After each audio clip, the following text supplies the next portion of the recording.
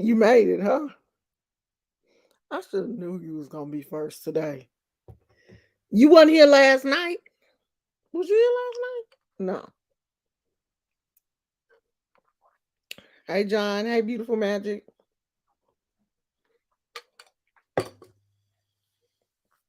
You wasn't here last night when we was having fun, Phoenix. We was having fun till 11 o'clock at night. And it was like 2 o'clock in the morning for some people, and we was just out here having fun, and you missed it. Like we was on late last. 11 o'clock is late for me. It was about 10:45 when we got off, and I really did not realize it was that late until I looked at the clock, and I was like, "Let me get off of here so I can go feed my dog. He laying there starving to death." So you asleep? Yeah, we was on here late. Oh, you go to bed before 11? Oh, I don't go to bed till like 12:30. I be trying to stay woke until my husband get home from work. He get off at 1. But usually lately about 12:30, I just have to tap out. I can't make it. I'm here. I just be sleep when you get here. I be tired. Yeah, we was here. We was just talking about we was just talking about a lot of just random stuff yesterday. So I do, since I told everybody that we was gonna be talking about Oya today, I do want to talk about Oya. And then if people just came for the Oya stuff, they can stay for, they can listen to that. But if you came for, just us talking, then you can leave after I get finished talking about Oya. Um, you can go bye bye, and then we can just talk about the crazy stuff because I do have a few things that I want to talk about. One being um Meg the Stallion and Tory Lanez. I want to talk about that. And it was something else that I want us to talk about. I'll find it. So, Oya is the Orisha of the winds. Um, in Santeria, she is said to be the owner of the cemetery. This, they have her listed as a dreary possession, is explained in a legend in which Oya was originally the owner of the sea, while Yemaya owned the cemetery. Tired of her dismal empire, Yemaya decided to trick Oya into exchanging the sea for the house of the dead. To carry out her malicious plan, she invited Oya on an outing, making sure that during the course of their walk together, they would pass near the cemetery. As they passed by, Yemaya pointed out her extensive property to Oya, bragging about its luxurious appointments. Of course, she was careful not to bring Oya inside the cemetery walls, for outside the cemetery looked big and airy, and Oya sighed and commented enviously that she wished she had such a spacious and dry residence instead of her watery domain.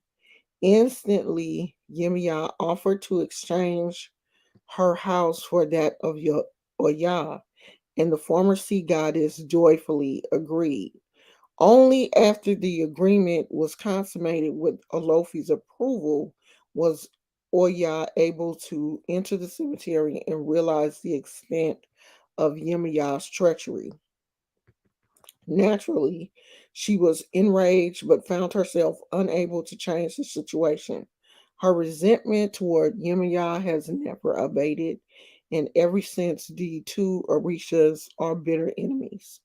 Their animosity is so great that the Santero will never feed the two Orisha together as they refuse to share a meal. Initiates of Oya cannot conduct Yemiya's initiation, and those who have been initiated in Yemiya's mysteries cannot ini- initiate Oya. Oya's color is wine or dark red. Her number is 9. Her initiates are the only ones whose hair is not cut off during the essential or the initiation, or when you become a priest, basically. And I didn't even know that. I didn't know that Oya was the only one that you don't get your haircut for. And I don't think they do that here in the States. I think here in the States, everybody get their haircut. Let's see. According to an ancient tradition, Oya was Shango's first wife. One day, Shango was getting ready to go to battle, and before leaving his house, he prepared the potion that lets him spout fire through his nose and mouth. Oya was watching him from behind the door, and as soon as he left, she came out of her hiding place. Gizmo! Gizmo! Hey, go sit down, please. Now I gotta start all over again. Oya was watching him from behind the door, and as soon as he left, she came out of her hiding place and drank what was left of the potion. All at once, she was also spouting fire through her mouth and nose. The effects of the potion were lasting, and when Shango returned home, he found that Oya could spout fire as he could. Naturally, he was furious and immediately called her to account, but it was too late. From that moment, Oya also had the power over fire. In Santeria, one of her identifications is Our Lady of Candelaria. Candelaria in the Spanish words, means conflagration. Oya has another well known synchronization in Saint Teresa. Flowery designs are among her attributes, and her initiates and followers avoid wearing them in their clothing since they are hers. Oya is a warrior Orisha, and she is very aggressive in her behavior. Sometimes she engages in ferocious battles with Shango, usually caused by his roving eye.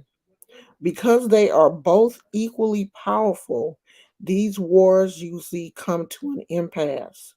If Oya wants to frighten Shango, she shows him a human skull, the one thing that the Orisha fears. Shango, on the other hand, has the perfect way to get even with Oya, is terrified of a ram's head, which is one of Shango's attributes and which he shows to her in order to control her. Oya's necklace is brown with white and red stripes. Her favorite animals are hen and goats. So this goes on to say the Orisha that have been listed thus far are the most popular in Santeria, which would be Elegua, Obatala, Arunya, Babaluae, Osane, Ogun, Ochosi, Shango, Agayu, Yimiya, Oshun, and Oya, with the exception of Babaluai no Sane, they are the Orishas initiated during the Ascento. There are other important Orishas which we will discuss in later detail as we go farther. But when you receive your elekes, you don't receive an eleke for Oya. Most people don't, unless when you have your reading or Yah comes forward and She would have to specifically come forward in your reading and say that you needed an eleke for her. But normally you don't receive an eleke for um Oya. You just receive Oshun, Yemiya, Shango, Obatala. Who am I missing? Who am I missing? Elegua. That's it for your first um initiation. That's all you will receive. Unless one of the other Orisha come forward in the beginning and say that it's very important that you wear the colors, you wear their color. But other than that, you won't uh receive an eleke for Oya until you get crowned, or you have a more major ceremony, or something happens later on down the line, and it comes up in a reading that you need it. But most people that watch me will not get to that point. You know what I mean? You're not going to be a priest. You're not going to be a babalao. That's, you're probably not going to do that. So you'll probably be, where I am, just receiving your regular alekes or wearing your regular alekes, and that's it. So Yama's diary said, like shaved off, like, yeah, like with a razor blade they shave all your hair off your head. They don't leave nothing up there. And they don't do it with the clippers. They do it with the straight razor. So yeah, they every stitch of hair is taken off your head during your ceremony, because they have to get to the crown of your head, which is where your ori sits. They have to get there, and they don't want to part the hair to get down there. They want to shave the head, because during that process, there are things that have to be applied to the head, and your hair would get in the way. Your hair is going to grow back because you're going to be covered for an entire year. So no one is going to see your head anyway. That's why, I was looking at what is this young lady's name? Summer Walker. And I was like, people would say, oh, she didn't been through the ceremony and she didn't did this. I don't think so. If she has, she just received her lekes and that's it.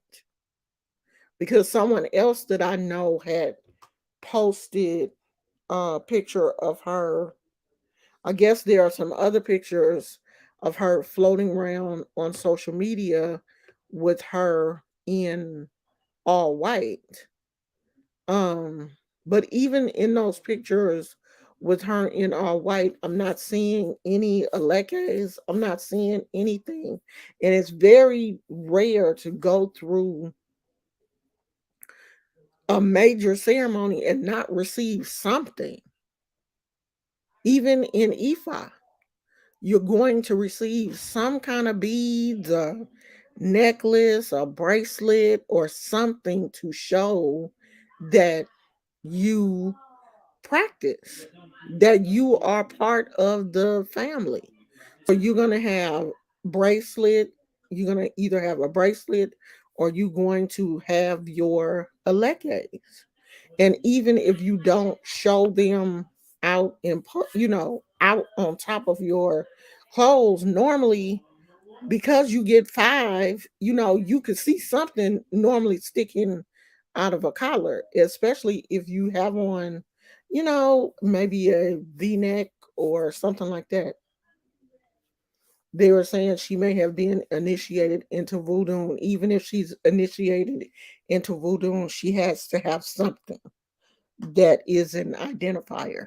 And I don't think she's initiated into voodoo because they normally wear a sash or something. It's not just all white. They're going to have a colorful sash around her waist. She's going to have something, a sash around the, like if she has on a white head covering, there will be another color on top of that, like blue, red, black, something as a identifier.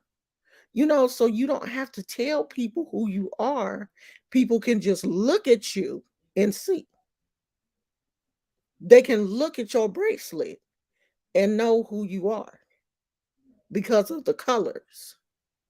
They can look at your elekes and tell from the fact that you have more than three or four that you are a priest.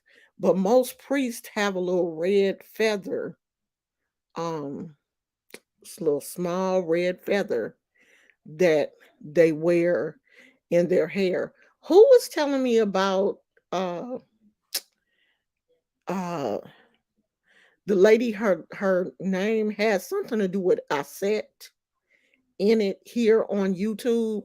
She wears her feather in her hair sometimes on her YouTube videos. So there is some type of identifier. Everyone who practices these traditional type religions, you're not just going to tell people on the street who you are, but if you're in just like a mason has on a ring. There, there's a gnat keep flying around. My father told me that they have a specific handshake. You don't have to bust out and say, I'm a mason. Other masons know. Tie clips. Do they call them tie clips? Whatever them things is you put on your tie, they have your Masonic symbol on there. You may have on a ring. You may have cufflinks that have your Masonic symbol. So you don't have to tell people who you are. Other Masons will automatically spot that and know who you are. When I go out, if I have on my lekes, I don't have to say anything to people. People have come up to me and salute me, hug me, greet me because they see my lekes. So you have to have some type of identifier. You have an identifier. That's why you're given these elekes also is for other people to know it is a symbol. It is an outward symbol of you being initiated and practicing without having to um tell other people. India Ari, have I seen India Ari? I did see that she went through a phase where she had cut all of her hair off. The only thing I thought about that was it was kind of weird because people saw her bald head. And I don't know how long she had been bald, but normally, if you're going through your Yawo year, no one can see your head other than your godmother, godfather, your godparents. They the only one that can see your head. Your head has to stay covered for a whole year until you come out of your what is actually a year and a day, until you come out of your Yawo year. Then you could take your scarf off, and you can come out of your whites. You can start back to wearing regular clothes.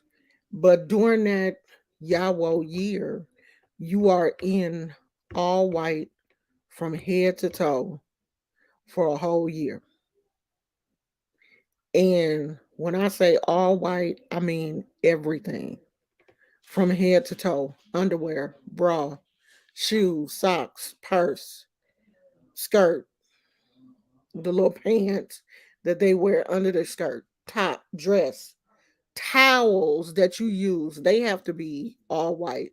Your linen has to be all white. I think you forfeit sleeping in a bed for an entire year. You're sleeping on the floor, on a mat, all white, everything. Because I forgot how they told me, why you had to give up your bed for a whole year. You can't look in the mirror like your godmother comes to your house after your ceremony and covers up all your mirrors in the house, and you can't touch them for a whole year because there's no reason to look at yourself for a year until you come out of your Yahweh stage. And I'm like, I can't even, how you just so used to looking at yourself, like when you get dressed or you want to make sure your outfit is right, but you're basically wearing the same thing every day. It's white. So it's a lot. So Oya is the ruler of the cemetery. When you go to the cemetery, people who have been initiated normally bring something for Oya. I'm one of those people that is it's a lot of people at our house. I don't know who all the people are. I'm very sensitive for the cemetery. I really don't like going to the cemetery. And if I do go to the cemetery, I usually always wear white because I want all y'all to be like, oh, okay, we know her. Leave her alone because I'm so sensitive. I feel like, it's the cemetery is a very overwhelming place for me. It's like it's just too much going on. It's too many different energies and all of it just it's just like like I'm a magnet or something. And I just don't like that feeling. So it's very rare that I even go to the cemetery because I don't want to have to deal with that. I don't wear my what's ORG's colors, but we learn certain things to be able to identify each other. I only carry a keychain for both. What's ORGs? What is that? Hey KK. Hey Lady Hatter. So I mean, but that's something that the majority of people who come in here you probably won't have to deal with, and you don't have to. Everybody is not meant to be a priest. Some people are just meant to be aleos, just members of houses. Everybody in the house is not a priest. I belonged to a house for a long time and I was just, initiated. I wasn't a priest. And at the time wasn't trying and I'm not trying to be right now either, but at the time I wasn't trying to be because it just seemed like a whole lot of work that I really didn't want to do because it's a lot, being a being a priest and learning. You got to learn all the prayers, you got to learn all the songs and all that kind of stuff. And like people are really looking at you because they expect you to basically at that point be a leader, and you're supposed to be. Yes. Hey, I'm on live. Yeah. Okay, I love you guys. Hey baby. They're expecting you to be a leader. So you are expected to know the songs, know the prayers. And when knowing the prayers, like you have to know them in Yoruba. and you have to be able to teach other people. And a lot of those things I don't know. Like, I didn't learn a lot of the prayers. Like, I have them, but I don't have them memorized. I do have my Obi, I do have my shells that were consecrated that, I can use for divination. And these shells have been through, um how do I put it nicely? Like, I don't know how I'll put it nicely, but blood was shed for them. So they have been through their own initiation before they were given to me. So there are certain prayers that, when you um are divining for people, there are certain prayers that you use. I don't have those memorized. And as a priest, you have to show your godparents that you know certain things, like you are expected to know. And that's part of your Yawo year. In that year's time, you're being trained on, how to conduct yourself, how to, do certain prayers and stuff. That Yawo year is basically your learning year. Like, you're always learning, but that year is where you're really getting that, you know uh foundation under your belt, because you're growing, and then every year after, more things are being added on to who you are. So, do I have any questions? Okay, KK, see you later, sweetie. I know this kind of late for you. But sometimes during the day, I just don't really I be busy. And sometimes when my husband leave, I'll be trying to take a nap, and then I get up and I'll be like, all right, well, let me go on and come on now. So I know it's kind of late for you. It ain't gonna be this late all the time, but right now, right now, I kind of like this time. So we gonna do this. So, Oya is a very strong warrior type spirit or energy. She is not at all docile and dainty. The docile, dainty Orisha, even though Oshun has a very aggressive side to her too, people look at Oshun like, out of all the female Orishas, she is the sweetest and most kind and loving because she is the youngest. I've never seen not one story of people looking at Oya like she was sweet and docile and nice. All of the stories of her are, warrior stories, and her being able to even stand up to Shango and, go toe to toe with him, where a lot of the other Orishas don't want to tussle with him. So, going to the cemetery, because she rules the cemetery, she is the one that keeps the spirits, she keeps the gate closed, basically. She is the one at the gate telling them, go lay down, Martha.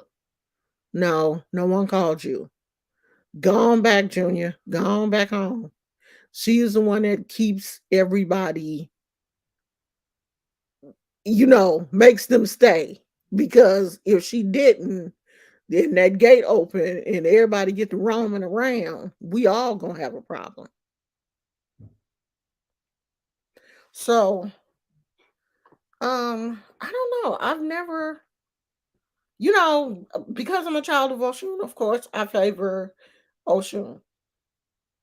I think I'm more um I just think I have more ocean energy. I don't think I really have I don't know what she means by Petro Orisha. What do you mean by that? That she has a dark energy and is aggressive. Well, they all work quickly. All of them do have a dark side. It just depends on the road of that Orisha.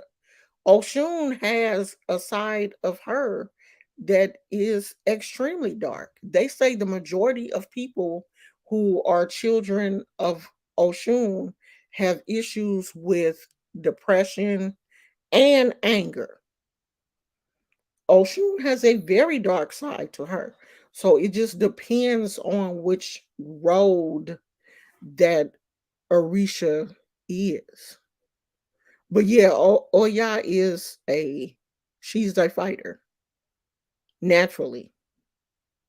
You know, she is the Orisha of the wind, tornadoes, hurricanes, storms. They are all Oya.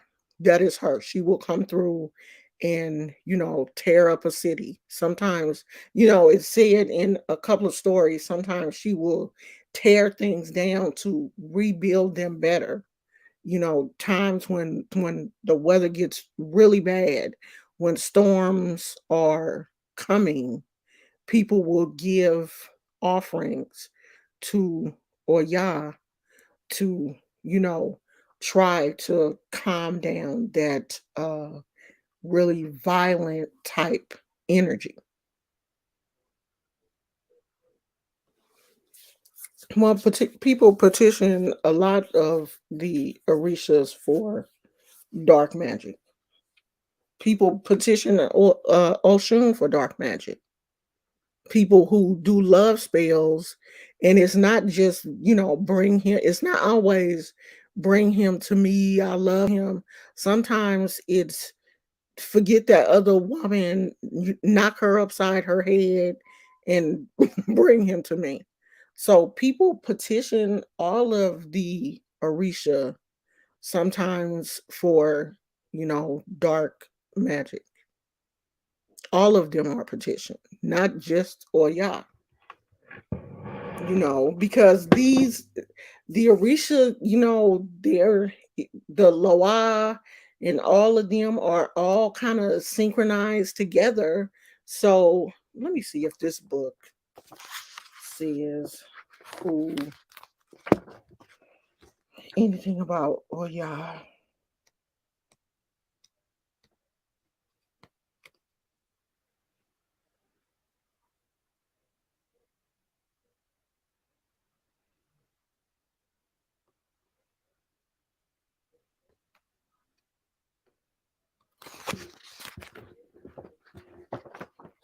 Y'all know y'all can get this book from Amazon, I think. I think you can get it from Amazon.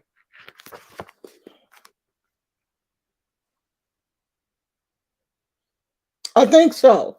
Because I think Tina got hers and she got hers from Amazon and hers didn't have pictures. Mine has pictures. I didn't get mine from Amazon though. I got mine from a actual Botanica. I'm not really sure if this one has um so this one has Oya's principal colors as maroon and white. And normally that's what if you do receive her beads, that's what there will be. And it says her powers are against death. Her force in nature is wind, uh, thunder, and lightning. And her number is 9. So normally when storms come up, bad storms, people know that, storms are coming. They will always put out a offering for Oya in hopes that like if it's a tornado or a hurricane that, their house will be spared, um, because we put out an offering for you, for her.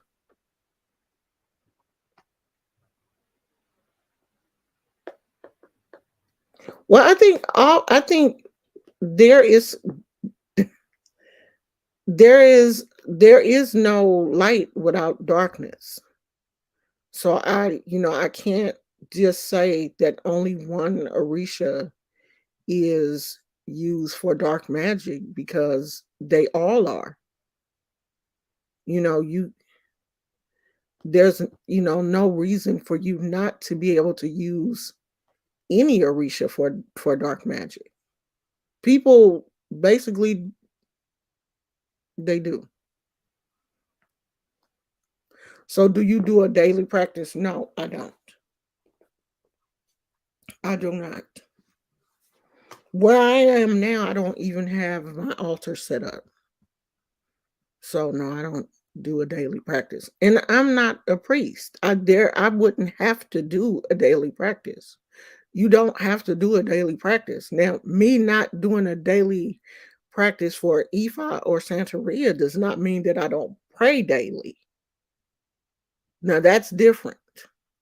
I pray daily, but there is no practice for me daily for Santeria or Lukumi because I'm not a priest. I don't have actual Orisha. If you're not a priest, the only thing that you can do is get up and say your prayers. You don't have Orishas. You have not been giving Orishas to take care of on a daily basis. So the only thing that you would have to do is get up and honor your ancestors and do your prayer. There's nothing else for you to do unless you have actual Orisha. Let me see if this book has a picture.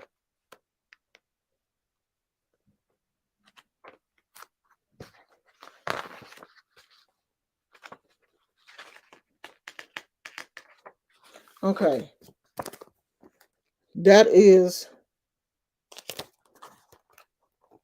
someone who has received Elegua. Now, if you have your warriors and you have Elegua, then you would have to get up every morning and salute your Elegua. I don't have one. I don't have any Orisha. So there's, nothing for me to do every morning but to get up and say my regular prayers.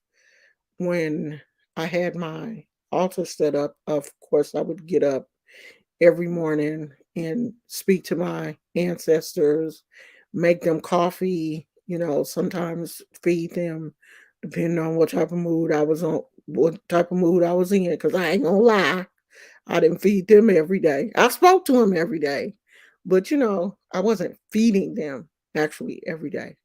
But if you are a priest, you must get up. There's a certain way that you salute your Orisha every morning. Let me see if this book has any pictures. My best friend was a priest of Oshanla, which is the female version of Obatala. And okay, well, this is kind of similar. So when you would go to her house, her Orisha were on a shelf. Obatala was at the top, and then the other Orisha below him. Whoever is crowned would normally sit on the top. So her Obatala would sit on the top with a crown on top of the pot. So you would have something in your house similar to that. showing your Orisha. Most people have them out in the open in your house. I was trying to see if this book showed all of the Orisha. No, that's it.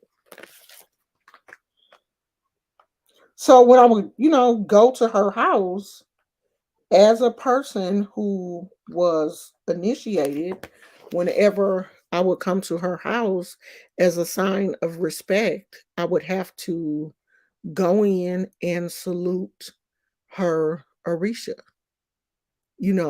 And saluting them is, kind of like saying, hey, I love y'all and I respect y'all. And I just want to say hi before I, get started. Anybody that came into her house that was practicing would salute her Orisha as a sign of respect. Now, just a regular person, they're not expected to. But if you are practicing anything that is in this tradition and you know that the person's house that you are in is a priest and you know that they have Orisha, then as a sign of respect, you would go and salute their Orisha. And you would also, after you salute their Orisha, then you have to salute them because they're priests. It's a lot. It's a lot. A whole lot. So, but you learn these things as you get familiar with the culture and traditions.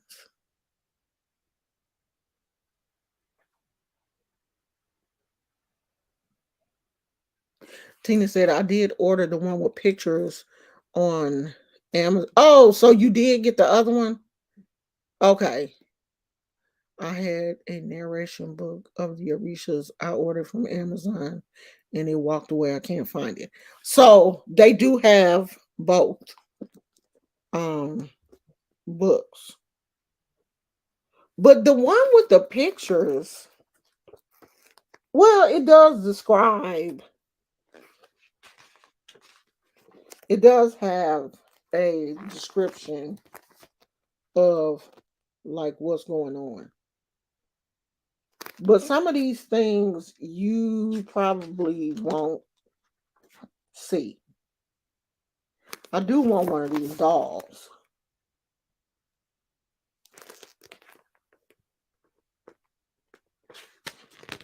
The majority of these things you probably won't see.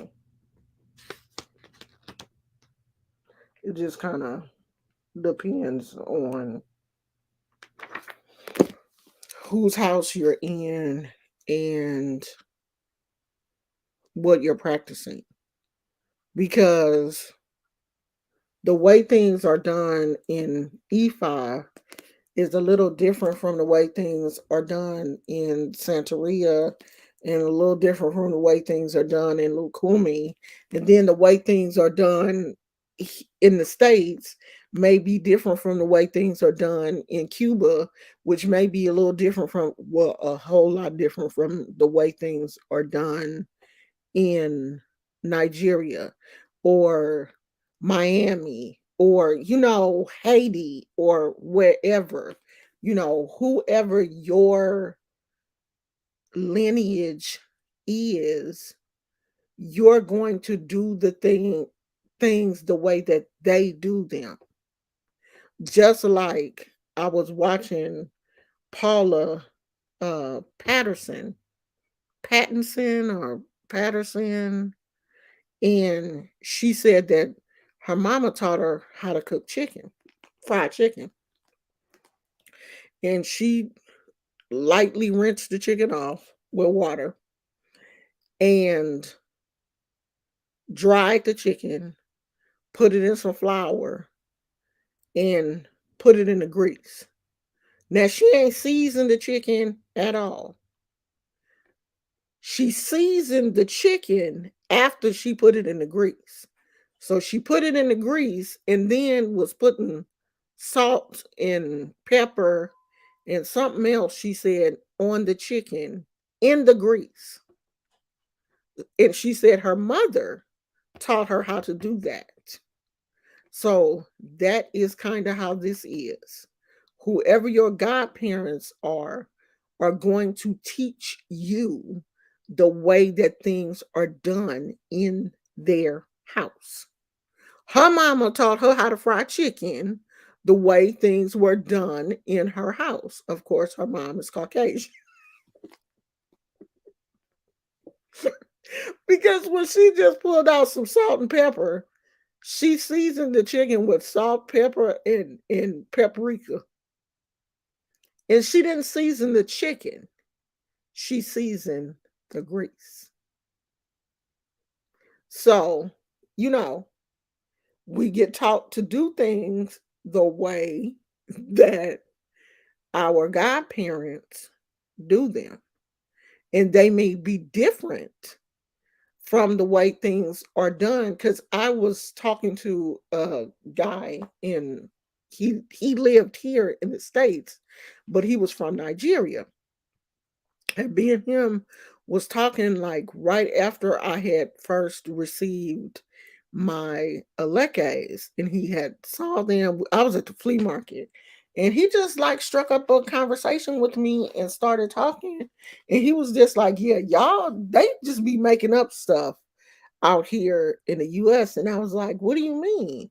He was like, "Yeah, they don't have, you know, all of these different ceremonies in Nigeria. When you go to Nigeria, when you receive your orishas, you receive your orishas. It's not like, oh, you get this ceremony for just your alekes, you get this ceremony for just your warriors, and then if you become a priest, then you got to go through another ceremony. He said it's not that. He said they just do all of it at one time. And he was on that kind of, here in the US, these people are, like taking your money because everything is much more expensive here. The ceremonies are much more expensive here in the US than they are in Nigeria. That's why a lot of people actually do want to go to Nigeria to get their ceremonies done because it's cheaper. But I look at the fact that after you done paid however much it is to fly to Nigeria, and then if you don't want to stay in that hut or in like the backwoods or something somewhere, you paying for a hotel and all of that stuff, it kind of averages out. Because you still got to pay everybody there. You have to pay the people that, did your ceremony. You got to pay for animals. You got to pay for food. So it seems like it kind of comes out to the same thing. Right. $1,200 for airfare. $400. It's probably more than $400.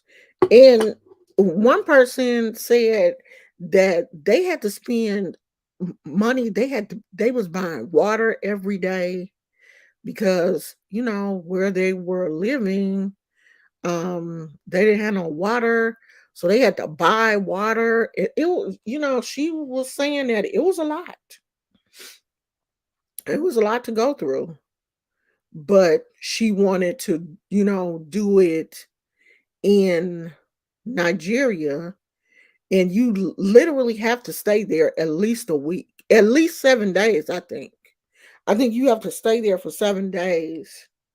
Um, you have to get there so many days before your ceremony because there's a pre-ceremony. It's like a pre-ceremony, then a ceremony, then a ceremony. So like that whole I think they normally start on a Friday.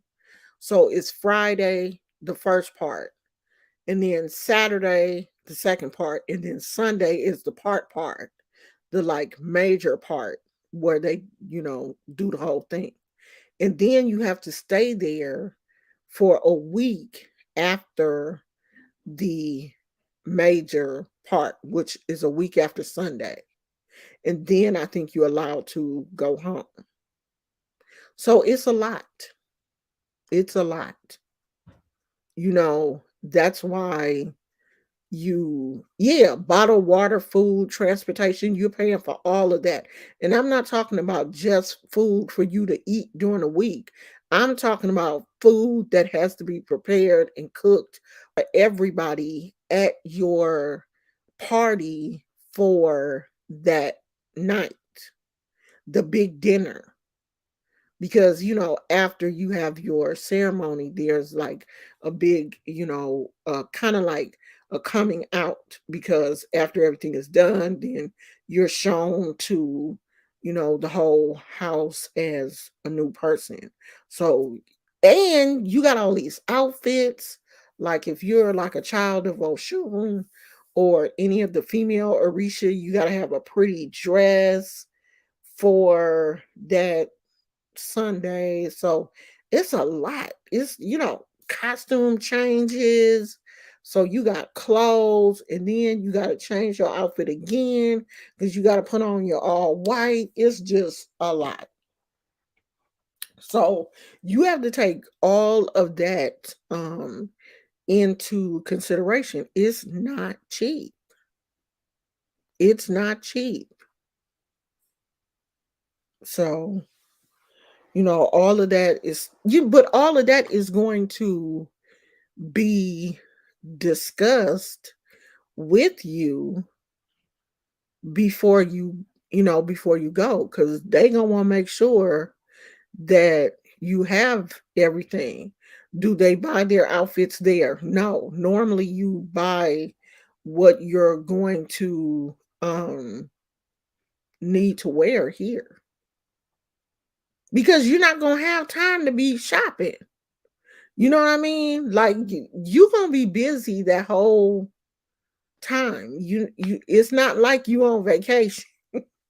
You're not gonna be like sleeping late, and no, they're gonna wake you up early. You gotta have your ceremonies and stuff, and you can't be like, I'm tired and can we do this in like 2 more hours? No, get up. So no, you gotta take all that stuff with you.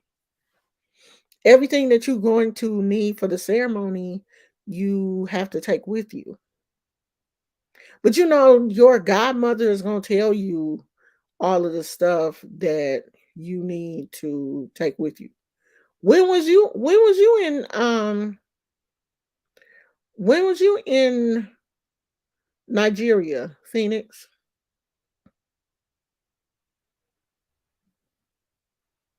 Everybody I know had their clothes made here. Everybody that I know that went to Nigeria had their clothes made here.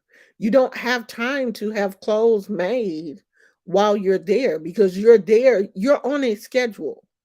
You're flying in at a certain time and you got to fly back home. You have a round trip ticket. So you don't have time to have clothes made while you're down there. All of that stuff is to be taken care of before you leave. But your godmother is going to make sure that you have all of the stuff that you need, because more than likely they have been to Nigeria.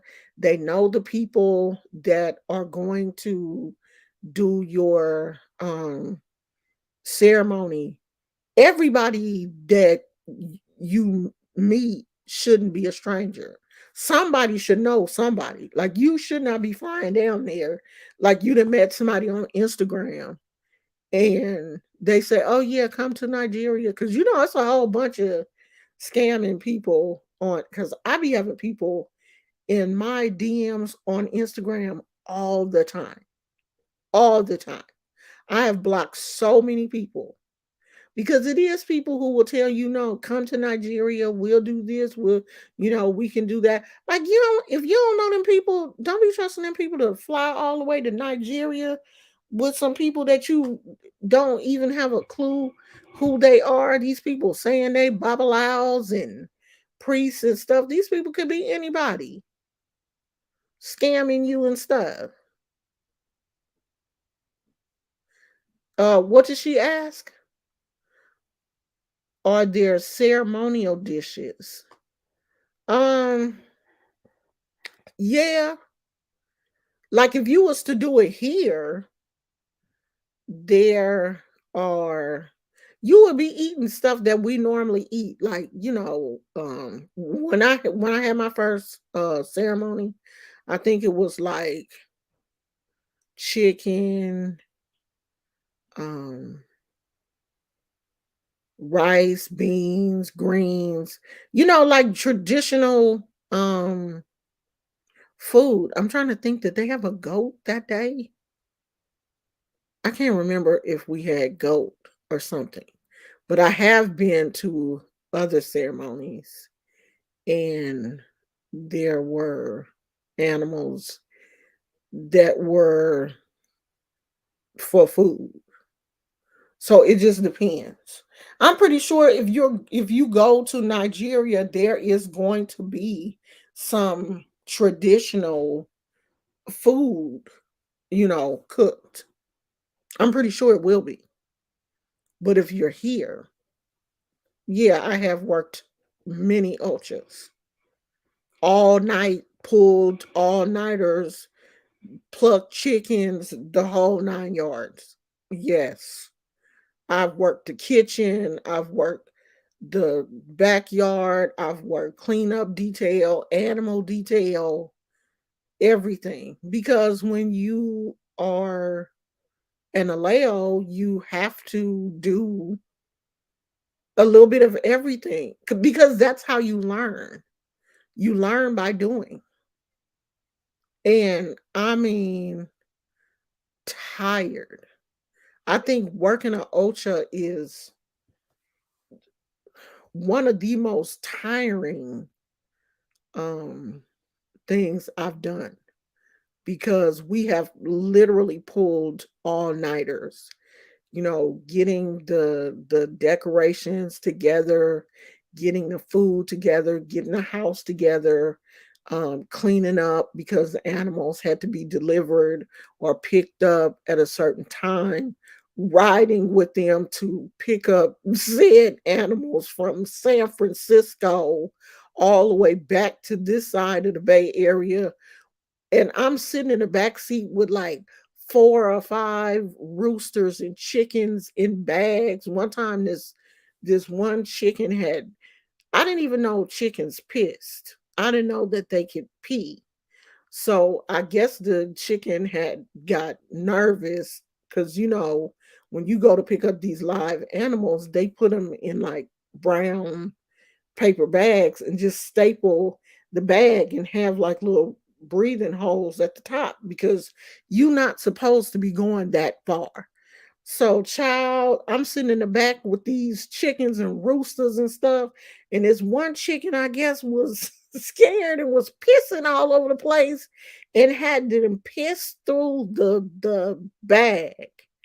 And I kept, hearing this noise, and I look down and I see feet coming out the bag, and I'm sitting in the back seat with these animals. I'm the one that's supposed to be keeping the animals, everybody else in the front. I'm like, oh Lord, this chicken is coming out this bag. And we were not nowhere near where we were supposed to be dropping. And I'm scared to death. This is the first time that, I have been around animals like that. And I was praying the whole time that these animals would stay in this bag.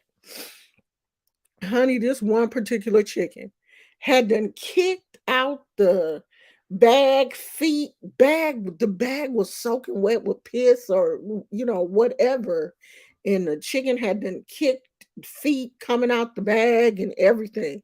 So when we get to our destination, they like get the chickens off the car. I'm like, I'm not touching that piss. I'm not touching that pissy ass chicken. the car. I'm not picking up that pissy ass chicken. Now somebody else is gonna have to come get that now.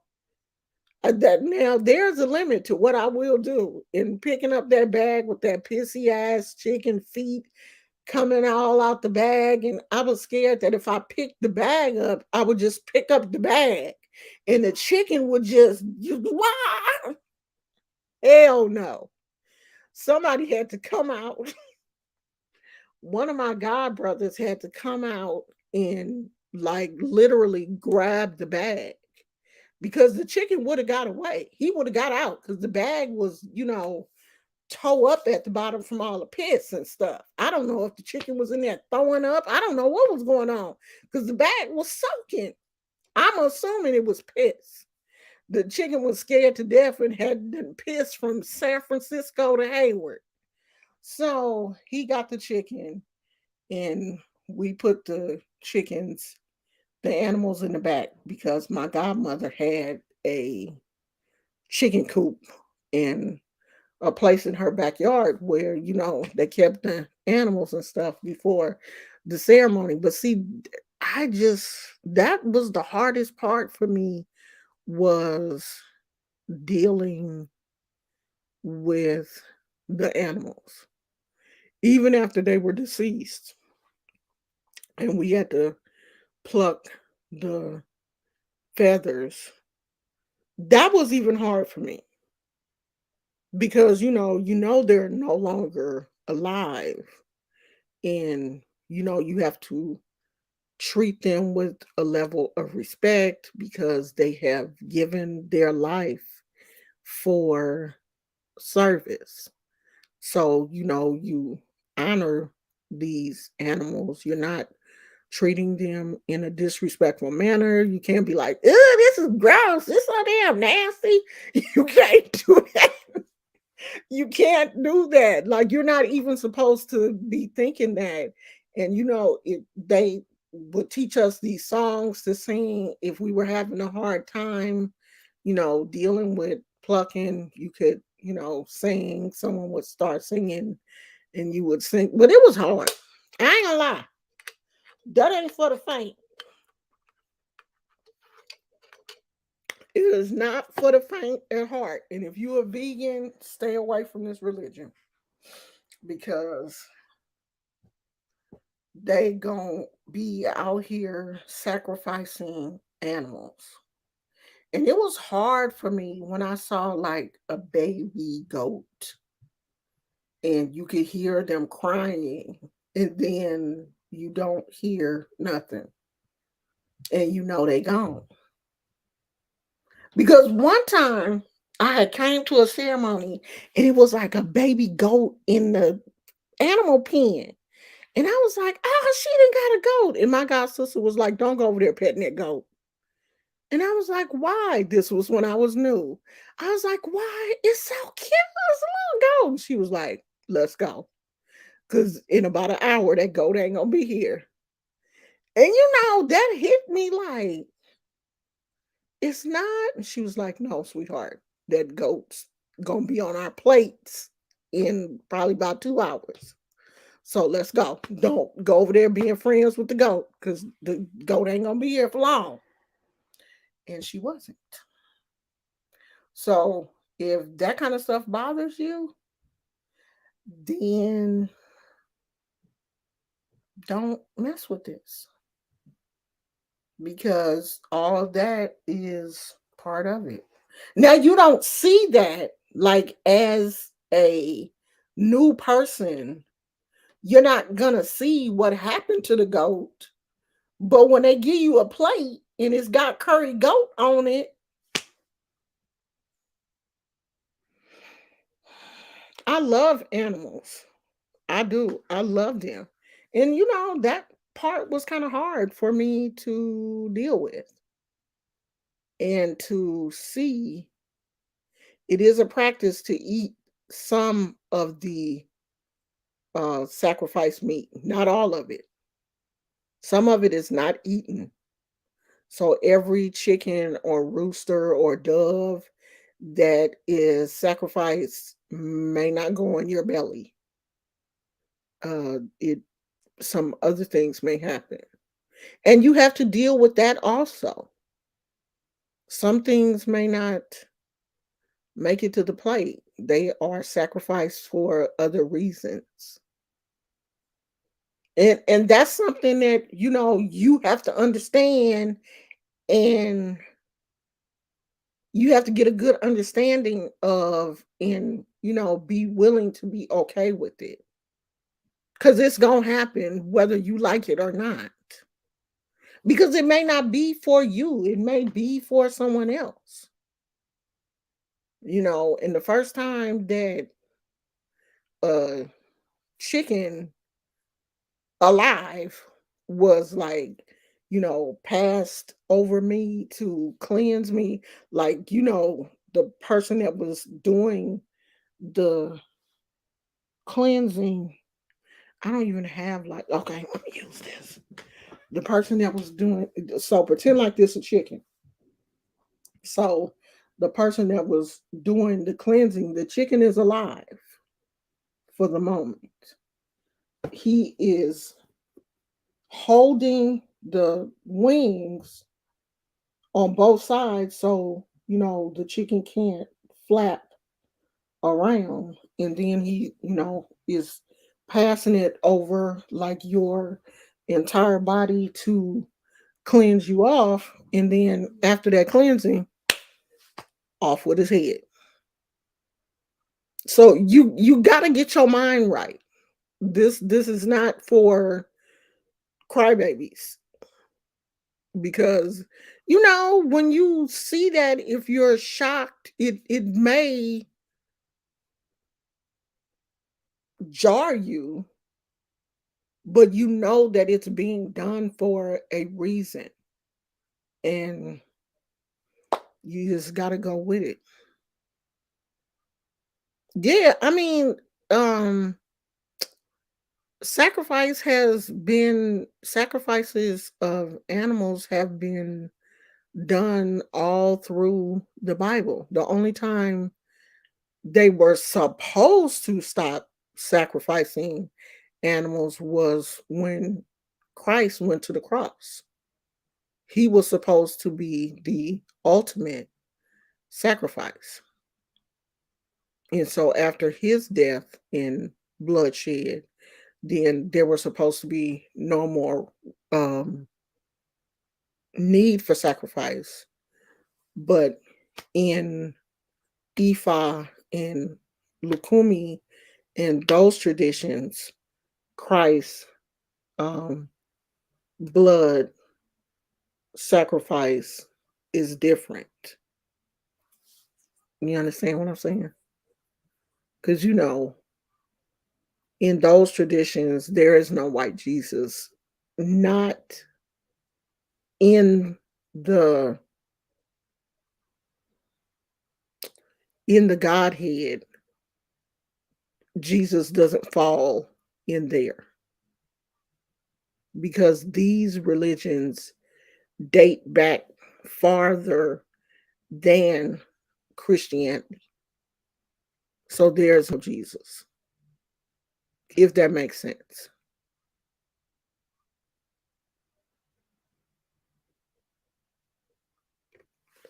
Phoenix said, I didn't know until recently that they were still sacrificing animals, Jews and Muslims. Well, the Jews, I don't know. The Muslims they don't fall under the same methodology as Christians. So they probably still do um, sacrifice.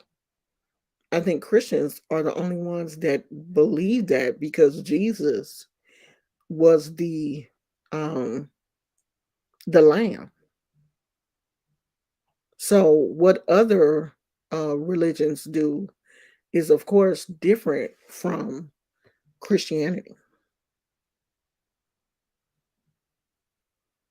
Right, right. You're not a Christian.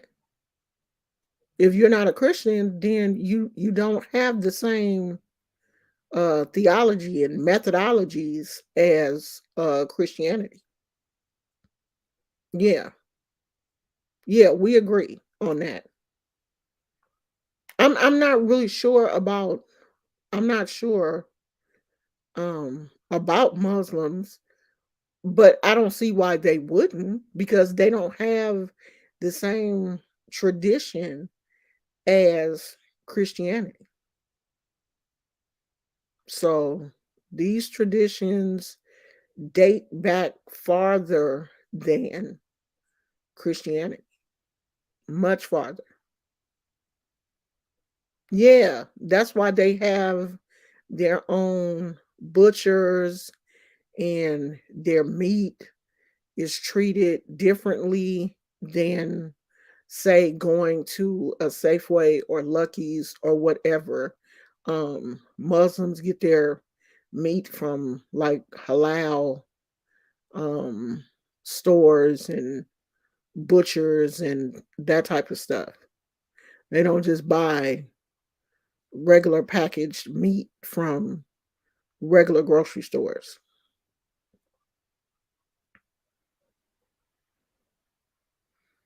Yeah, and the sacrifices are very much required in um the traditional African religions. They are still being used.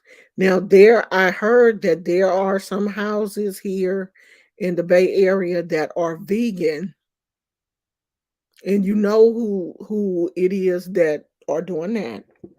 There are some houses here in the Bay Area that the people claim to be vegan, and they don't do any of the traditional sacrifices. But there was a ruling handed down. Let me see if I can find it. Handed down by the Supreme Court.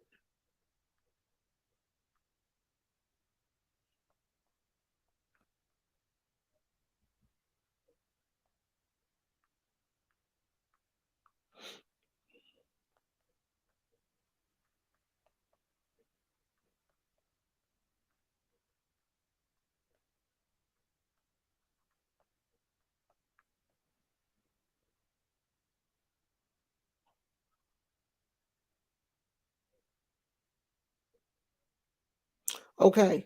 So it says the Supreme Court in the Supreme Court ruled that a Florida city ban on ritual animal sacrifice violated the religious freedom of the followers of an African Cuban religion in which the sacrifice of animals plays a central part.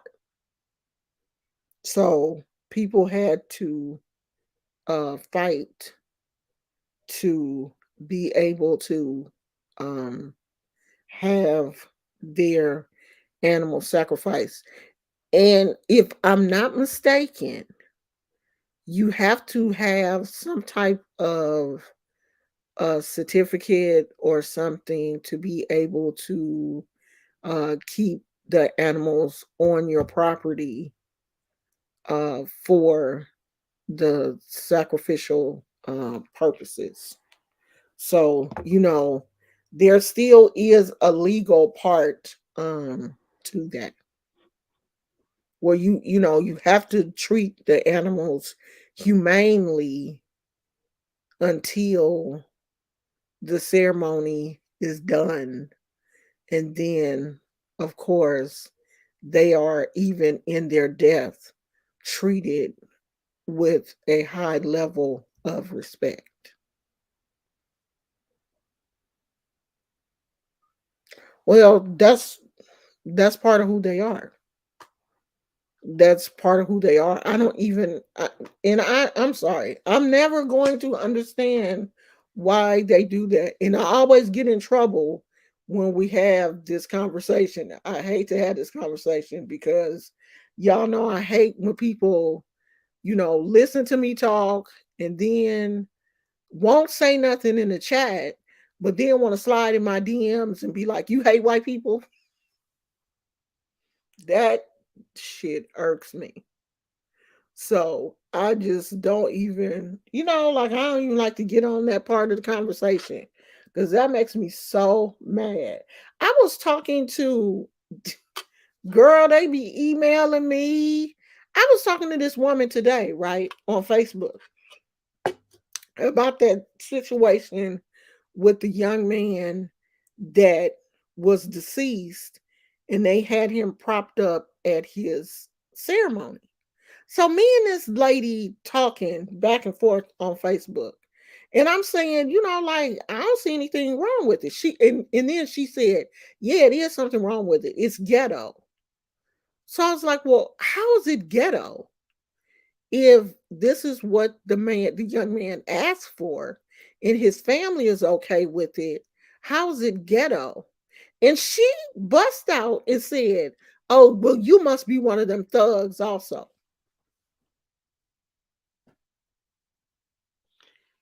And see, I just got out of Facebook jail for saying ass.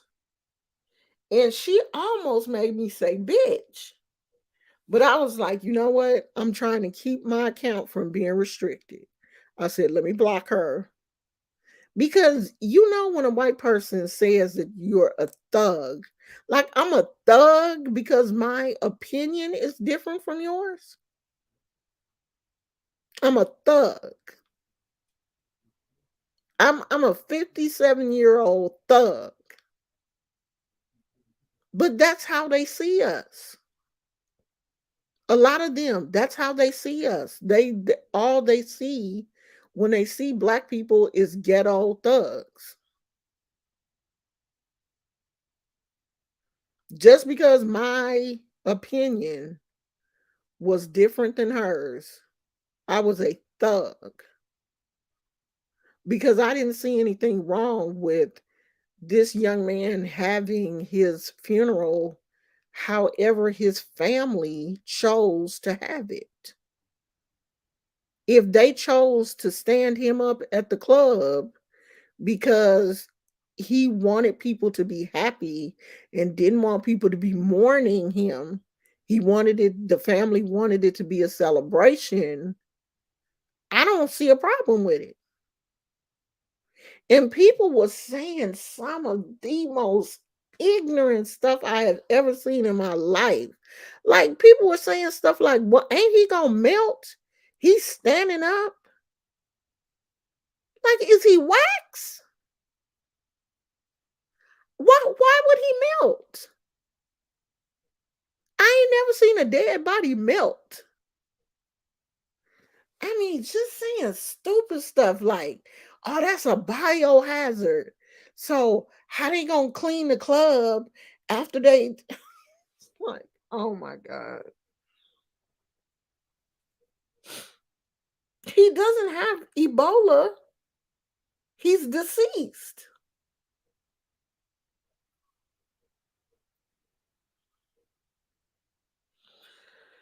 I was just like, you know what, Jesus? Let me stop talking to these people before they put me back in Facebook jail. Okay. I don't want to go because they restricted me the last time for something stupid for almost 10 days. I could comment, but it was like your comments will be farther down in the news feed. I was like, I don't care shit. I only talk to a few people on Facebook anyway. I mean, gonna put me in Facebook jail because I said, oh, well, if that was me, I'd have beat their ass, honey. They was like, no, you won't. You thought. Honey, they restricted me so fast.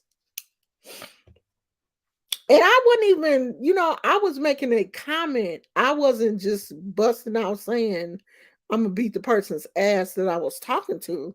We were commenting on a video. And I was like, if it was me, I would have beat their ass. Ha ha. And Facebook was like, no, you won't. Restricted. So I was like, you know what, Jesus, let me get away from her before I call her a bitch. I just went on and blocked her because I ain't want no problem. I ain't want no problem. Girl, restrict. I mean, I had a big old red line across my Facebook profile, girl, restricted. I was like, am I ever gonna not be restricted? Y'all, I made these little octopus. They finally came up in my Facebook feed. These my little octopus that I had made a couple of years ago. I gave them away too. I was telling my best friend, "Oh, I need to make some more." I guess I had made her a bunny rabbit for Easter or something, and I was making these octopus and just like giving them away to random friends and stuff. Some of them had like little babies. I would like like the two of these together, like one of them would be the mama, one of them be the daddy, and then I would make little small octopus with like a mixture of the two of these colors, and that would be like their kids and stuff. I had all kind of little octopus, all different colors and sizes, and I had one octopus crazy. I think I made my husband a big red one. He probably don't even know what an octopus at. And then I had made one that had like too many legs. It had about 10 legs, I think. I don't know what happened, but it ended up with too many legs, and she was like special. My husband was like, "So did you forget? Did you forget how many legs the octopus was supposed to have?" I was like, "I must have." But that gives it character. The one that had too many legs had character. She had a story to tell. And then I had one her head was like lopsided, and I said she was special needs. I think I ended up sending her to this lady that I know that has special needs because I had posted her on my Facebook page, and she was like, "Oh my God, can I adopt her?" I was like, "Girl, yeah, I don't care." I think two of them in Canada. Uh, them things is everywhere. I said I might make some more because I had posted them on my Facebook page, and people was like, "I buy one." I was like, "God damn!" That's the only thing. Like when I make stuff, I don't really be making them to sell them. You know, like if I make one and then I get, on a roll and I make 5 or 6 of them, they're not to sell. I would rather just give them away because I don't want people to be like, "Oh, well, make me 5 of them," and then I'll be like, "I'm sick of doing that. I'm not doing that no more." I don't like that. If I want to give you one, I'm gonna just give you one. I don't want you to just be like, "Oh, I paid." No, I don't want to do that because you may pay me, and then I wake up in the morning and then moved on to something else. I'm making turtles. Like, well, I wanted an octopus. Well, I ain't making octopus no more. We on turtles. So you want this turtle or not? Because I don't stay on projects long. Now I'm making another one of these jackets. These what is it? A hectagon granny jacket. Now this like the second one that I done made. This probably it. I probably won't make another one ever in life. I ain't gonna make no more of them. I done made two. Well, this the second one. After that, I may put my crochet needles up and don't even crochet for a minute because I just go through spurts like that. So that's it, y'all. I'm tired of talking. What y'all talking about? Do anybody want to come on? I be saying that every day and don't nobody come. Y'all scary. I can't stand y'all. Y'all make me sick. I'm always the only one talking. Y'all act like y'all can't talk. Scary cats. Oh, you know who I want to try to get on the show is Connection. What's her name? Connection Rejection. I think me and her would do a good show together. That may not even be her name. I think it's Connection Rejection. Is it? I'm not sure.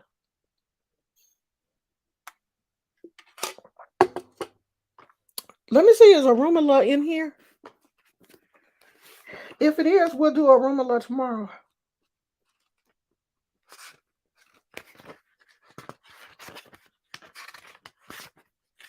Gizmo, you're going to have to go to the bathroom after I get off because you ain't been to the bathroom in a minute. If it's not in here, it's probably in my other book. I don't think it's in here, though.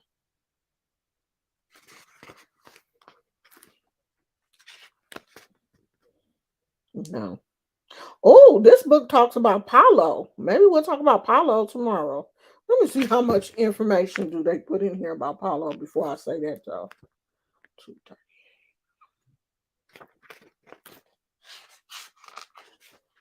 Oh, no, that's enough. That's enough. We might talk about Paulo tomorrow.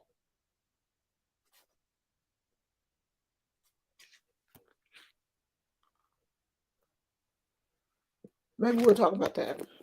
I don't know, child. We gonna talk about something. Oh, what was I doing? I was saying, did anybody want to come?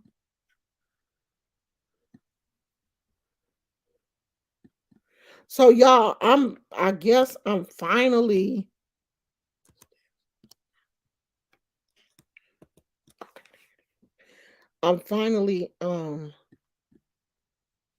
Gizmo. Hey, stop doing that. Stop biting your feet. I'm finally learning how to navigate this computer. I don't know why I was so intimidated by this computer, y'all, but I really was. I still have a lot to learn, but I am still learning. But at least I'm not as scared as I was before. Like I was like super scared, like I was gonna break something or something. No, it's a content creator. I think her name is Connection Rejection.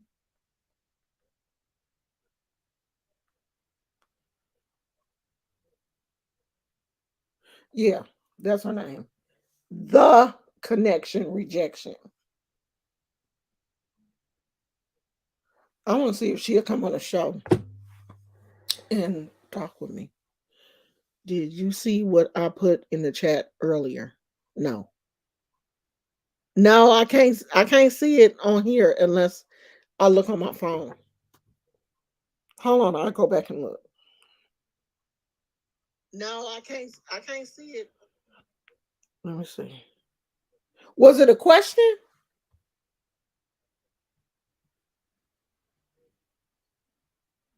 Oh, you said you think you're the only one here? Ain't nobody else? No. Sundance here. You know, my divination where Ababa said I was a child of Arumala, but I don't find a lot of info on him. Oh, okay. Okay. No, Melissa say she here.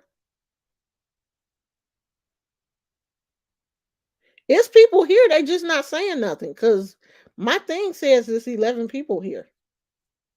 People just not saying anything. Okay, well, I'll look and see how much information I can find. But see, when you have these readings like that, the person who does your reading should give you either give you information or point you to somewhere where you can get information. That's what they should do. They shouldn't just say, oh, well, you're a child of such and such, or, such and such is coming forward to speak for you, and not give you any information on that Orisha. They should help you out. Now I know you do have to do your own research, but they should at least point you in the right direction. But a lot of these people don't do that because they want you to come back. You know what I mean? They want you to either join their house or come back and get another reading or get more information. And that's like kind of how people make their money, is they want you to keep coming back, because that's putting money in their pockets, because they know every time they go to the mat for you, you're going to have to pay them.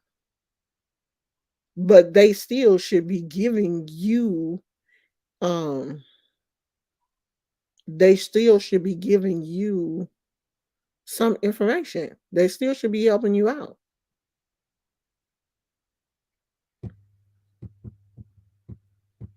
I don't think every child of Arumala is a Ifa priest. You could be an Ifa priest and be a child of any Orisha. I know an Ifa priest that is a child of Shango.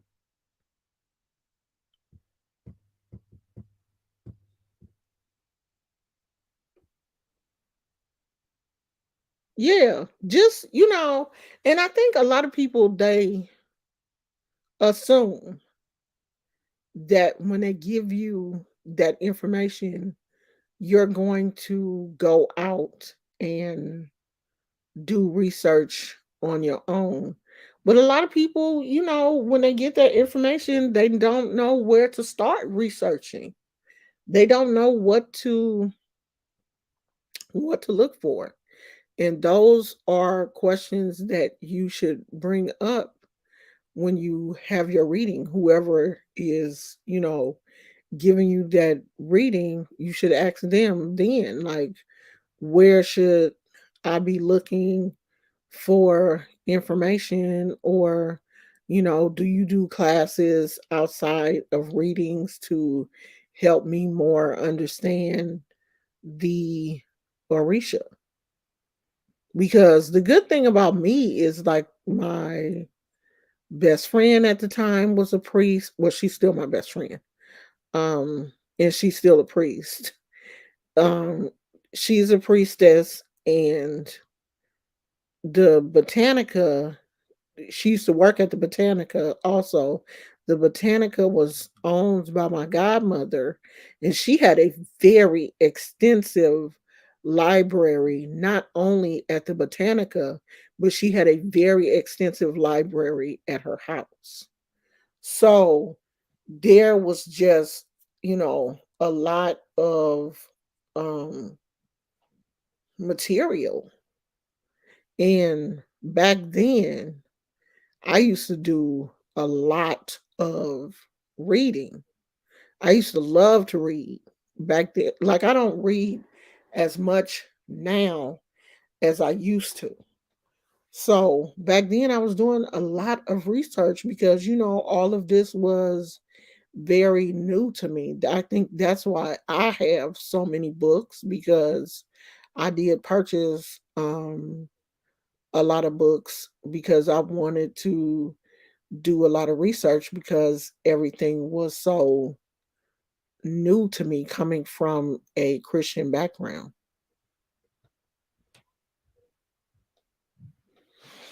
Yeah, so just, just do some simple Google searches, or see what type of books that they have that you may be able to find to do research on. But sometimes when you get readings like that, it just depends on where you are in your life. Like, you may get a reading now, and it could be another Orisha that has come forward that, wants to help you out. So just because you get one reading and one Babalawo says that doesn't mean that that's that for the rest of your life. You know what I mean? So don't get so caught up on one reading because we all go through different phases and stages of our lives when different things are needed. You may be going through, a phase or something in your life where, you know, it's medical and you need one Orisha to help you with that, or a Orisha to help you because you're going through depression, or an Orisha to help you because you're having fertility issues, or whatever stage of your life you're in. None of us stay in the same stage of our lives forever. We're constantly moving and hopefully evolving and changing. Hopefully, you're not just like staying in a rut and not moving. Like, I was watching the movie of that young man who committed suicide, and the girl that was like telling him, "Yeah, go ahead and do it. You ain't did it yet." He was depressed. This was how all of this stuff started. Was he was depressed and he wasn't going to therapy. His family wasn't like really pressing him to go to therapy like they should have. And I'm assuming, I'm just going by what they showed in the movie. He had attempted suicide once and it failed, and then the second time he was successful. He stayed in that depressed, my life is not, where it should be. I'm not who I should. And mind you, he was only, I think, 18, but he stayed, he was in a funk that he could not by himself get out of. And the next time he attempted, he was successful. And if we're not constantly moving and growing,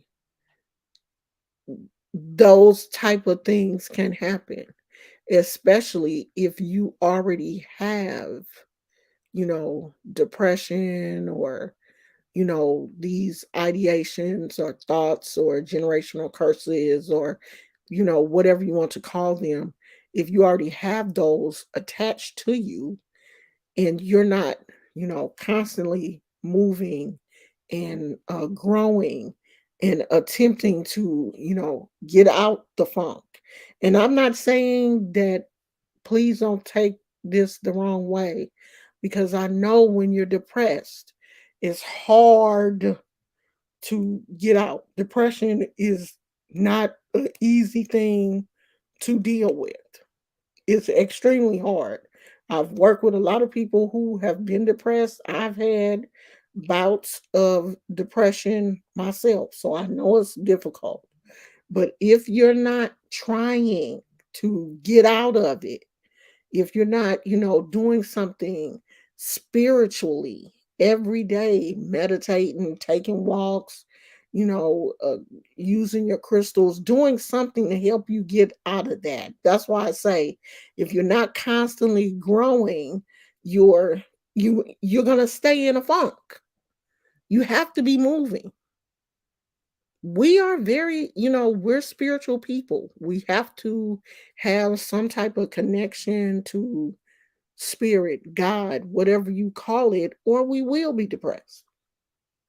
We just will be depressed. Those thoughts will come to us. Like yesterday, I every thought that could fall on me fell on me yesterday. But I got up today, I was in a different mood. I realized that, I can't lay around and be depressed about something that is not is it's not an overnight fix. So I just have to keep trying and keep pushing and do some things that make me happy. I ate a bucket of ice cream yesterday and it made and I did not feel not one bit of guilt behind it. I deserved that ice cream after I had that hard ass cry. I deserve that ice cream. Yeah, a lot of us suffer from, depression or, days when we're not up. I have days when I'm not, you know, happy or super happy or, goofy or whatever. And yesterday was one of those days where, honey, I tore that ice cream up. Do you hear me? I told it. And then had the audacity today to say, you know what? I should order me some more ice cream. But I didn't. I didn't do it because I was like, you had enough ice cream yesterday. Your ice cream pity party was yesterday. You don't need to come do that again another day right after. So I didn't do it. I mean, it's just so many things going on in the world. We see so many things on social media. We can't help but have anxiety. We're human. We are human. And some people just have more anxiety than, other people. Some people are higher strung and get depressed more than other people. And you just have to know who you are as a person and deal with yourself accordingly. Yeah, if you're one of those people that have to stay active, stay active. I'm one of those people. I have to do things too. I have to have a certain amount of crystals around me at all times. And they have to be out where I can see them, pick them up, touch them, pass by them. I might, rub one of my crystals or whatever. I have to, have my crochet. If I, working on a project, if I can keep myself busy working on a crochet project or something that will keep me busy during the day, then, I'm not tripping. I have to be doing something too. Because if I'm just sitting around with my thoughts, that's not always a good thing. It's not. Yeah, but just don't isolate too much because sometimes isolation is not good either. Don't stay away too long. Because I'm one of them people I can isolate, and before I know it, I ain't seen your ass in a year.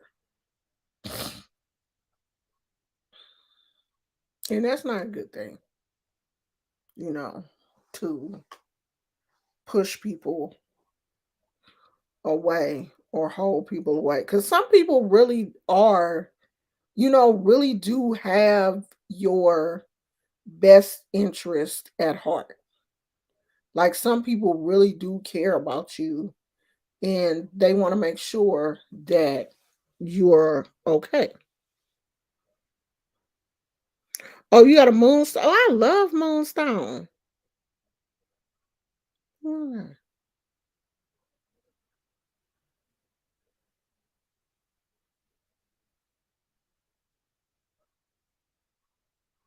My father-in-law and them, they be talking about sports, and I swear to God, it be sound like they finna fight.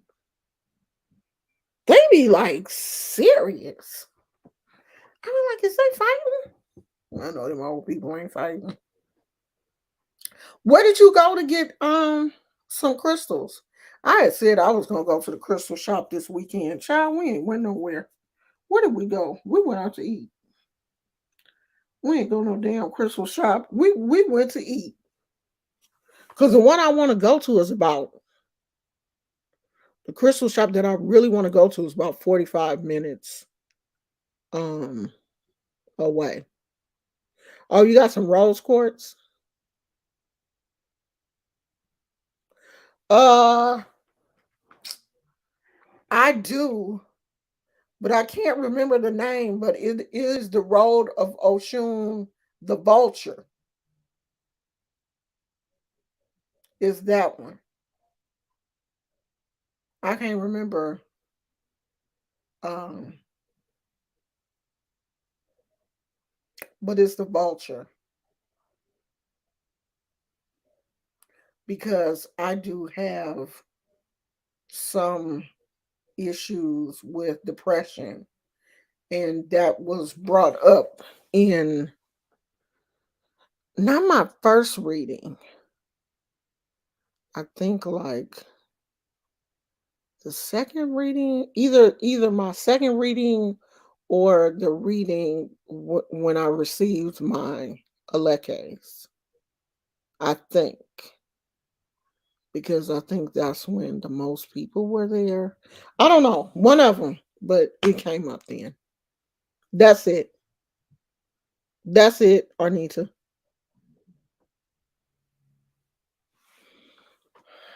So I yeah, that was brought up then that I my depression. But see, when that happened, I was going through a lot. I was a single mother of two teenage boys. That's a lot, right? That's a mouthful right there. And during that time, they were giving me the blues. I mean, I was I thought all my fucking hair was gonna fall out. Just from the stress of them. So yeah, I went through a lot in my 30s. I was in my 30s. So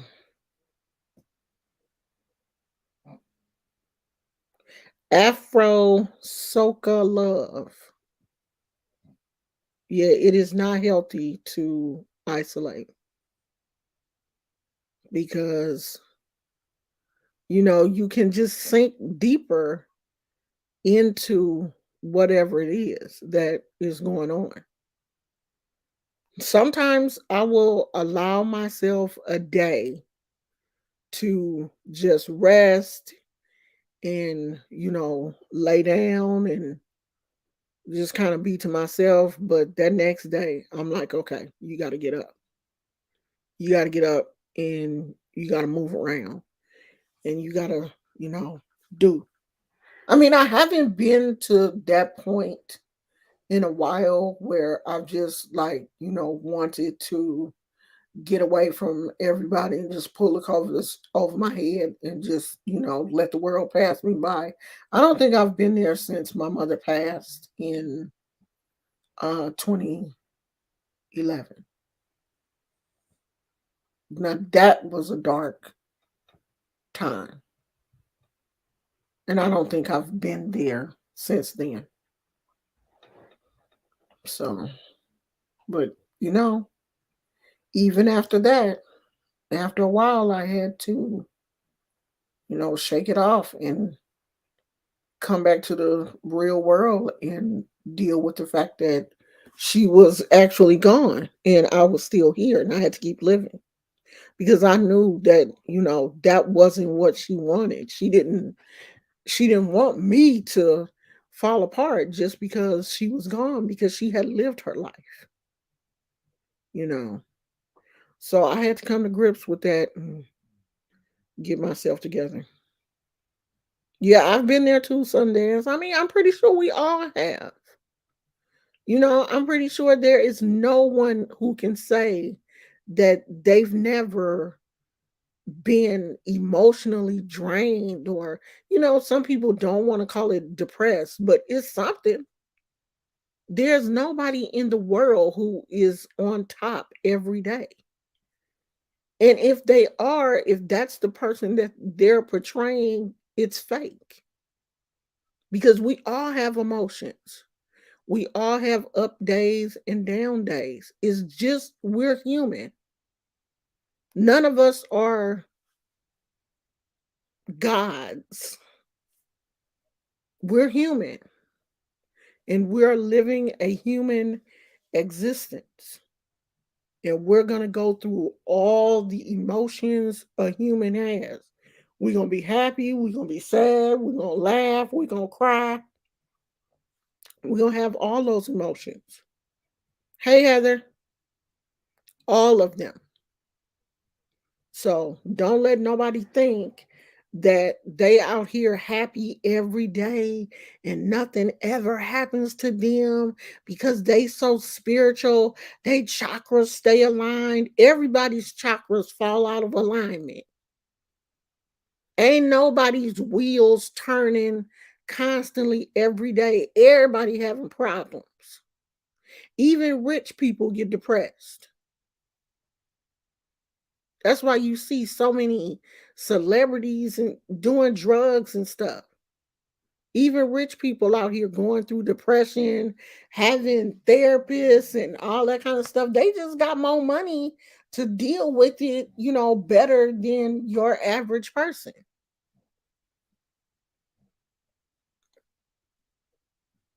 Gizmo, he over there snoring. Gizmo, Gizmo, Poochie.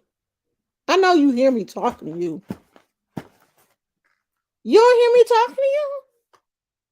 Are you deaf? You snoring. Can you stop? Thank you. So that's it, y'all. We've been on here for almost 2 hours. Y'all ain't tired of talking? Huh? Y'all ain't tired? I'm gonna take my dog out. You ready to go out and pee? He's like, I ain't trying to go out. What time is it, y'all? It's 9 o'clock. At least we're not on here as long as we was last night. I mean, they was talking last night, act like they didn't want to hang up. I was like, girl, I'm finna go. It's like 11 o'clock.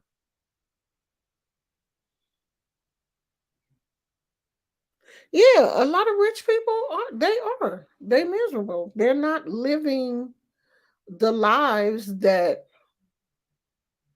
you know, we look at it, people who don't have millions of dollars look at it like life would be so much easier if I had $1 million, or if I was not a million, but a couple of million, and I was rich and stuff. Because I look at this young lady, Emma Chamberlain.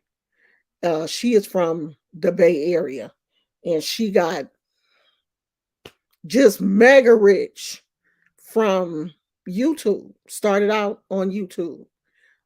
She has recently purchased her own coffee company. Like, she got picked up by Louis Vuitton, Prada, Gucci, all these designers. She be wearing designer clothes, going to the Paris runway, New York. She was at the Oscar party, and she just looks so miserable when she's out in public, and these people that be following the celebrities taking pictures and stuff, she always just looks so miserable when they like take her picture, or catch her out in public, because you can tell she's no longer living that normal everyday life that she used to live when she first started YouTube. Like, she could go to Starbucks or Target and walk around and be quirky and have fun in Target or Whole Foods or whatever. But she can't do that now because she rich. And that's probably a hard pill to swallow. Like, if I got to the point where I couldn't go to Michael's or I couldn't go to the dollar store because every time I went somewhere, TMZ was taking my picture, or somebody was trying to get my autograph, or can I take my picture with you, and all this kind of stuff. Like, that probably would depress me too, because I love just going to Michael's or Hobby Lobby or the dollar store and just, walking up and down the aisles, just randomly pushing the buggy and just, having a good time. That's just a good time for me. And if people were like bothering me and stuff and taking my picture, because I be out here looking crazy. Like if you saw me on the street, you would be like, so she just didn't even try to comb her hair, huh? No, I didn't. Because I shop at these places all the time. Why would I comb my hair? Or my wig get too tight after a while and I'm in the car. I will just take it off in the car. So what if TMZ see me and I'm riding in the car and I didn't snatch my wig off and my hair is like this and stuff and they didn't take my picture and put it all on the almost you snatched her wig off. The deal with that. So, these celebrities, they go through a lot. If I want to go to Starbucks, if I want to get up and go to Starbucks, I don't want to have to worry about, like if I'm living in Hollywood or something, I don't want to have to worry about TMZ is going to be camped out on the corner and catch me coming out of Walmart with two different Crocs on or something, or my hair looking crazy. Because, like, my hair needs to be washed now. I took my twisties down and my hair needs to be washed. But I don't feel like washing my hair. But I don't want to put no wig on either. So, this is what you're going to get. Girl, I done snatched my wig off so many times in my car. My husband be like, oh, you don't have one of them little grandma hats? the little, the little turban hats, because I got them in all colors. And I'll be like, damn, I should have left one of them little turbans in the car. I don't care. I'm just gonna take that wig off. Because if once it gets too tight, it's just uncomfortable and I have to take it off or I'll get a migraine. So I didn't snatch that wig off so many times and threw that wig in the back seat. I don't care. I'd just be in like t-shirts. And I have so many graphic tees, t-shirts, and like yoga pants. That's my style. Unless we like go out to dinner or something, then I'll put on a cute little shirt or something. But t-shirts and yoga pants, that's my whole life. That's it. And they don't have to match. You know what I mean? Like my color wheel is different from everybody else's. And my husband knows that. So he's just gotten to the point where my wife is just going to wear what she wants to wear. And I'm not going to say anything to her because I have an interesting color wheel. I'm going to wear some colors. That's for sure. I'm surely going to, I'm surely going to wear some colors. So,